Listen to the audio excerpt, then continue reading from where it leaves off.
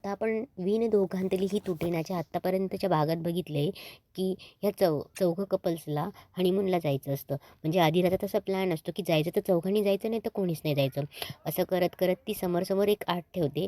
तिला मल्लिकाने सुचवलेलं असतं की तू डायरेक्ट तिकीट फायनल करून टाक म्हणून, म्हणजे समर बरोबर येईल. कारण की मल्लिकाला हे करून घ्यायचं असतं की तिच्या मंदाकिनीने तिला सांगितलेलं असतं की आमच्या घरातली मुलगी जर हनीमूनला गेली तर घरात अरिष्ट होतं म्हणून. त्याच्यामुळे तिला समरला तर हनीमूनला पाठवायचंच असतं.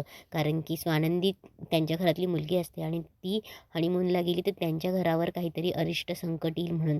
आणि तिला असं वाटतं मल्लिकाला की समरवर हे संकट येणार, म्हणून ती काहीही करून समर आणि स्वानंदीला हनीमूनला पाठवायला तयार असते. आणि म्हणून ती आदिराच्या प्लॅनमध्ये तिला सहभागी करून घेते आणि सांगते की की तू डायरेक्ट तिकीट फायनल कर, म्हणजे समर बरोबर येईल. पण समरचं एक अट असते. तो स्वानंदीला बोलतो की एक काम करू, आदिराने आता तिकीट फायनल केलेच आहात ना, तर तुम्ही जा सोबत, तुम्ही तिघं जा, मी नाही येत म्हणून. अशा प्रकारे ट्रिप ला निघतात ते. तेव्हा रोहन, आदिरा आणि स्वानंदी एकाच गाडीत असते. तेवढ्यात समरही तयार करून येतो बॅग घेऊन. तेव्हा आदिरा बोलते, समर दादा तू? तेव्हा समर बोलतो, मला टाकून कुठे चालली आहेस? तेव्हा आदिरा त्याला सांगते की बरं मग आता तू आलायस ना, तर तुम्ही तुमच्या गाडीने या, मी आमच्या गाडीने जाते. तेव्हा समर बोलतो, हे काय आता नवीन? तेव्हा अधीरा बोलते की पिंट्या दादा बघ ना, मला आणि रोहनला प्रायव्हसी हवी आहे ना, मग तू तुझ्या गाडीने घे ना. तर तेव्हा समर तयार होतो आणि समरन ते गाडीमध्ये जात असताना त्या दोघांची सारखी भांडणं चालू असतात, स्वानंदीची आणि त्याची. समरला ए सी हवा असतो, स्वानंदीला ए सी हवा नसतो. असं करता करता स्वानंदी बोलते की गाडी थांबवा, मला चहा प्यायचा आहे म्हणून. तेव्हा स्वानंदी गाडी थांबवते आणि टपरीवरचा चहा प्यायला जाते. स्वानंदी समरला चहा देते. तेव्हा समर बोलतो की काय, कुठली जागा निवडली तुम्ही, किती अनहायजेनिक आहे म्हणून. तेवढ्यात रोहन आणि आदिरा येतात. तेव्हा ते गाडीतनं खाली उतरतात आणि तेव्हा रोहन बोलतो की काय झालं ताई, तुम्ही इथे का थांबलायत? तेव्हा स्वानंदी बोलते ती गाडी चेंज करायची आहे. तेव्हा आदिरा बोलते का, गाडी का चेंज करायची? तेव्हा स्वानंदी बोलते मला या गाडीतला ए सी सहन होत नाही, मी तुमच्या गाडीमध्ये आली तर चालेल का? तेव्हा समर बोलतो हां, तुमच्या घरातलं कोणीही माझ्या गाडीत आलं तरी चालणार आहे. आदिरा बोलते सो स्वीट माय पिंट्या दादा. हनीमूनला जाताना नवरा बायको एका गाडीत जात असतात, बहीण भाऊ नाही. तेव्हा रोहन बोलतो चला आपण इथे आलोच आहे तर मस्त चहा पिऊया, काय म्हणते आदिरा? तेव्हा ते मस्त चहावाल्याला सांगतात की दादा मस्त चहा बनवा.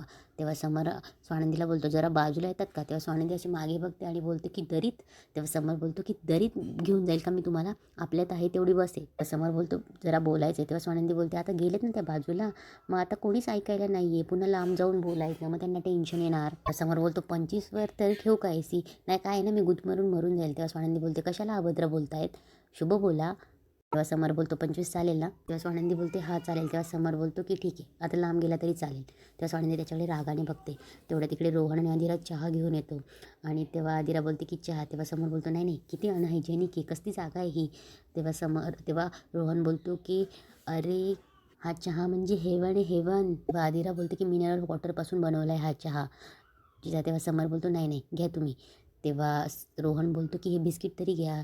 तेव्हा धीरा बोलते की बिस्किट तरी घे. तेव्हा समर बोलतो की काही गरज नाही, किती अनहायजेनिक आहे, अस्वच्छ ही जागा, घ्या तुम्ही घ्या. तिकडे अंशू एका ट्रकवाल्याला समर आणि स्वानंदीला मारायची सुपारी देतो आणि बोलतो की काम झालं की पैसे मिळतील. तेव्हा तोही सांगतो की काम तर होणारच आहे साहेब, पण पैसे पाहिजेत. तिकडे आदिरा बोलते ठीक आहे, मग जाऊयात, आपण आपापल्या कारमध्ये जाऊया. पिंट्या दादा प्लीज, मला माझ्या बरोबर जायचं आहे.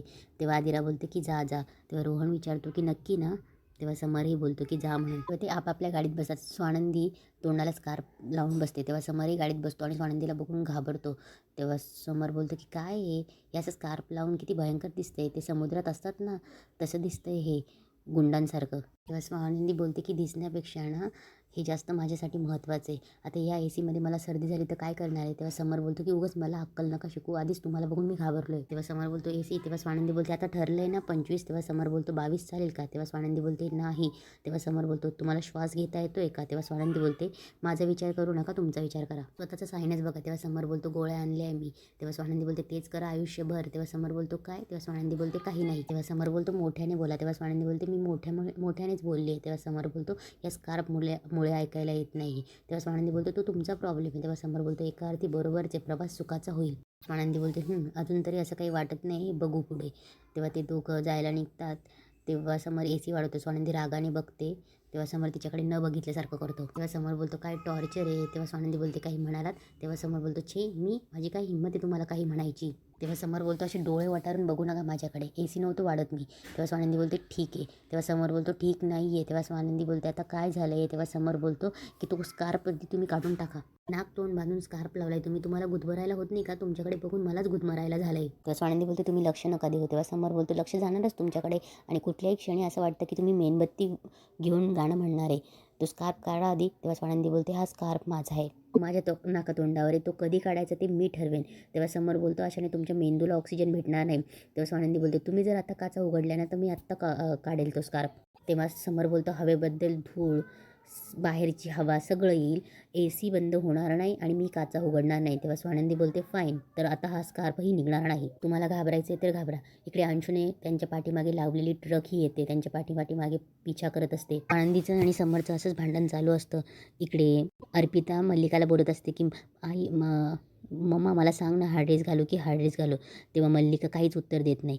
तेव्हा अर्पिता चिडते आणि बोलते की आधी राहिली असते तर लगेच माझी डॉल तुला हे छान दिसतं ते छान दिसतं सांगितलं असतं की नाही, आणि मी एक सांगितल्यावर तू काहीही बोलत नाही. तेव्हा मल्लिका बोलते की अर्पिता तुला कळत नाही आहे का की आपल्या आईच्या चेहऱ्यावर काहीतरी टेन्शन दिसतंय म्हणून. तिला समर आणि आधी फिरायला गेल्याचं टेन्शन असतं. इकडे तो ट्रक पाठीमागे येत असतो. स्वानंदी थोड्या वेळात स्कार्फ काढते, पण स्वानंदीचं अचानक लक्ष आरशातून मागच्या ट्रककडे जातं. तेव्हा स्वानंदी 2-3 वेळा तो ट्रक बघत असते आणि ती समरला एकदा बोलतेही की हा ट्रक आपल्या पाठीमागे येतोय ना. तेव्हा समर बोलतो आता ट्रक येतं पाठीमागेच येणार ना. अंशू त्या ट्रकवाल्याला फोन करून विचारतो की काम झालं आहे का. तेव्हा तो बोलतो की हो साहेब होईल काम, आम्ही मागावरच आहे त्यांच्या असं म्हणून सांगत असतो. स्वानंदी पुन्हा विचारते ऐका ना हा ट्रक आपल्या पाठीमागे येतोय का. तेव्हा समर बोलतो हो आपल्या पाठीच येतोय. तेव्हा स्वानंदी बोलते म्हणजे तसं नाही हो, म्हणजे हा आपला पाठलाग करतोय का. तेव्हा समर बोलतो आता पाठलाग कशाला करेल. बरं पाठलाग सिनेमातली गाणी ऐकली तुम्हाला माहिती मेरा साया जो ते सॉन्ग आहे ना त्या पाठलाग हिंदी सिनेमातलं ते सेम पाठलाग या मूव्हीमधनंच घेतलं आहे. समर बोलतो की काय 101 गाणी होती त्या सिनेमातली, तू जहाँ जाएगा मेरा साथ साया तेरे साथ रहेगा. तेव्हा समोर बोलतो की काय गाणी होती. तेव्हा स्वानंदी बोलते त्या ट्रकवाल्याचंही तेच म्हणणं आहे. तेव्हा समोर बोलतो काय. तेव्हा स्वानंदी बोलते की हे तू जहाँ जहाँ जाएगा मेरा साया तेरे साथ रहेगा, मेरा ट्रक तेरे साथ चलेगा. तेव्हा समोर बोलतो त्या ट्रकचं जाऊ द्या हो, तो कशाला आपल्या पाठीमागे येईल, तो काय आपला नातेवाईक आहे का कुठे चालले ते बघायला आपल्या पाठीमागे यायला. स्वानंदी पुन्हा निरखून त्या ट्रककडे बघत असते. तो ट्रक त्यांच्या पाठीपाठीच येत असतो आणि इथेच आजचा एपिसोड संपतो.